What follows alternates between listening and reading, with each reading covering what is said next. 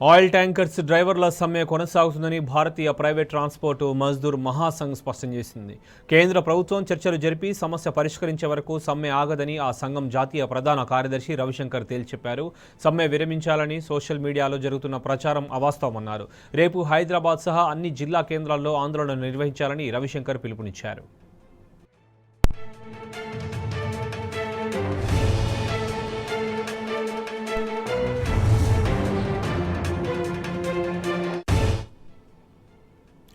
ఇదే అంశానికి సంబంధించి మరింత సమాచారం మా ప్రతినిధి ఉదయ్ అందిస్తారు.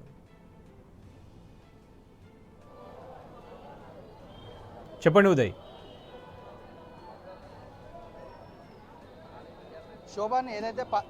శోభన్ ఏదైతే పార్లమెంట్లో కేంద్ర ప్రభుత్వం తీసుకొచ్చిన మోటార్ వెహికల్ వాహన చట్టాన్ని కూడా సవరణ బిల్లును వ్యతిరేకిస్తూ ఇప్పటికే పెద్ద ఎత్తున కూడా ట్రక్ డ్రైవర్లు కూడా నిరసన కార్యక్రమం చేపడుతున్నారు. దీనికి సంబంధించిన ఇప్పటికే పలు నగరంలోని పలు పెట్రోల్ బంకులను కూడా నో స్టాక్ బోర్డుతో కూడా దర్శనమిస్తున్నాయి. వాహనదారులు కూడా పెట్రోల్ పోయించుకునేందుకు ఇప్పటికే పెట్రోల్ బంకుల చుట్టూ కూడా పెద్ద ఎత్తున కూడా తరలి వస్తున్నారు. ఏదైతే ఉన్నపాటి పెట్రోల్ను పోపించుకునేందుకు కూడా వాహనదారులు ఇప్పటికే పెద్ద ఎత్తున కూడా బంకులకు తరలి వస్తున్నారు. ఏదైతే రోజు మేము చేసుకునే కార్యకలాపాలకు కూడా ఈ పెట్రోల్ లేకపోవడం పట్ల మాకు చాలా ఇబ్బందులకు గురవుతున్నాము. ఏదైతే రోజు అంటే స్విగ్గీ కావచ్చు, జొమాటో కావచ్చు, డెలివరీ బాయ్స్ కూడా చాలా ఇబ్బందులు కూడా ఎదుర్కొంటున్న పరిస్థితి కనిపిస్తుంది. ప్రస్తుతం మనం కవాడిగూడలోని ఒక పెట్రోల్ బంక్ దగ్గర ఉన్నాం. ఇక్కడ చూసుకున్నట్లయితే వాహనదారులు దాదాపు 4-5 గంటల నుంచి కూడా ఇక్కడ పెట్రోల్ పోయించుకునేందుకు కూడా ఇప్పటికే పెద్ద ఎత్తున కూడా బంకు చేరుకున్నారు. మనతో పాటు కొంతమంది ఉన్నారు, వారి మాటల్లో తెలుసుకుందాం. అంటే సడన్గా ఈ బంద్ కార్యక్రమం రావడం పట్ల అంటే పెట్రోల్ బంద్ చేయడం పట్ల ఎలాంటి ఇబ్బందులు తలెత్తుతున్నారు అనేది వారి మాటల్లో తెలుసుకుందాం. స్వామి చెప్పండి, అంటే ఎట్లా ఇబ్బందులు తలెత్తుకుంటున్నారు? 2 గంటల నుంచి వెయిట్ చేస్తున్నాం స్వామి. ఈ బంక్ బంద్ అనే న్యూస్ రావడం వల్ల మేము వచ్చి చూసే వరకు ఇదంతా ఫుల్ ట్రాఫిక్ జామ్. ఎన్ని బంకులలో అంతే. నేను నాంపల్లి నుంచి తిరుగుకుంటూ వచ్చేసిన స్వామి. అంటే మీరు ఏం చేస్తుంటారు? నేను ప్రజెంట్ అయితే మాలలో ఉన్నా. నేను రియల్ ఎస్టేట్లో చేస్తుంటా. అంటే ప్రతిరోజు తిరగడానికి ఒక 40 కిలోమీటర్ దాకా తిరుగుతాం స్వామి. అది అంటే పెట్రోల్ దొరికిందా మళ్ళీ?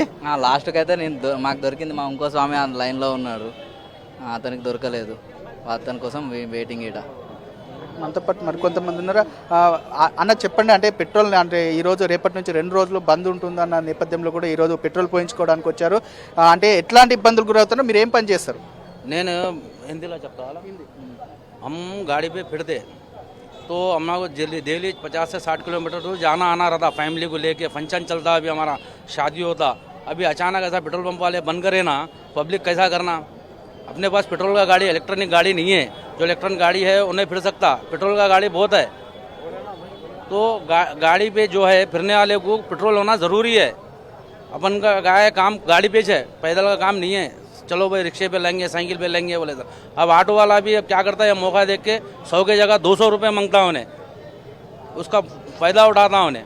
तो पेट्रोल अगर खुला रहा तो गवर्नमेंट अगर इसको जल्द से जल्द हल करी ना मसला, तो अपने को पब्लिक को फ़ायदा रहता. अगर 4 दिन 8 दिन बन रहेगी ना, नुकसान में चलता, पब्लिक का भी नुकसान, गवर्नमेंट का भी नुकसान. मरकुंतमंदिर बोलिए जी, आप क्या काम करेंगे? आज दिन का पेट्रोल बंद करेगा, कैसे प्रॉब्लम करेगा? भाई खाली पेट्रोल पंप बंद करने से कुछ नहीं होता, पूरा लॉकडाउन लगा दो 6 महीनों का, पूरी पब्लिक भी सुकून में रहती. बोलो जी. అన్న చెప్పండి, అంటే ఈరోజు పెట్రోల్ అంటే 2 రోజుల పాటు బంద్ ఉంటున్న నేపథ్యంలో ఈరోజు అంటే నో స్టాక్ బోర్డుతో కూడా ఇక్కడ దర్శనం వస్తుంది. ఎట్లా స్కూల్కి వెళ్ళాలి, చేయాలి, ఇప్పుడు పెట్రోల్ కంపల్సరీ కావాలి. గవర్నమెంట్ ఏదైనా ఆల్టర్నేట్ తీసుకొని అరేంజ్మెంట్ చేస్తే బాగుంటుందని కోరుతున్నాను. అంటే మీకు ఇన్ఫర్మేషన్ తెలిసిందా అంటే బంద్ ఉంటుందని? ఇప్పుడు సాయంత్రం వరకు తెలియదు. మీరు ఏం చేస్తుంటారు? నేను ప్రైవేట్ ఎంప్లాయీ. మనతో పాటు మరికొంతమంది ఉన్నారు. అంటే చెప్పండి. డీజిల్ కావాలి, వండుకోనికి ఇబ్బంది అవుతుంది. మళ్ళీ ఏం చేస్తారో మీరే బాధ్యత తీసుకోవాలి. ఎన్ని రోజులు ఇట్లా ఎలక్షన్లు వచ్చినాయి, కొత్త ఎలక్షన్లు వేసినా కూడా వాడు మాకు చేయిస్తే ఇస్తామని చెప్పండి, మీరే చెప్పండి. మరి కొంతమంది ఉన్నారు, వారి మాటల్లోనే తెలుసుకుందాం.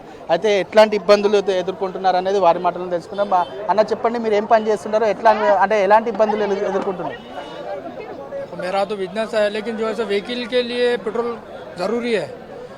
एक्चुअली क्या है बोले तो किसी का हॉस्पिटल का भी मसला रहता, क्लीनिंग कर रहा था, हर चीज़, हर कोई जो है सो गाड़ी पे आजकल फिर रहा. अब इलेक्ट्रिक बाइक तो नहीं है हमारे पास, पेट्रोल का बाइक है, उसके लिए तो पेट्रोल होना ज़रूरी है. इसके वजह से काफ़ी सारी दुश्वारियाँ हो रही है पब्लिक को।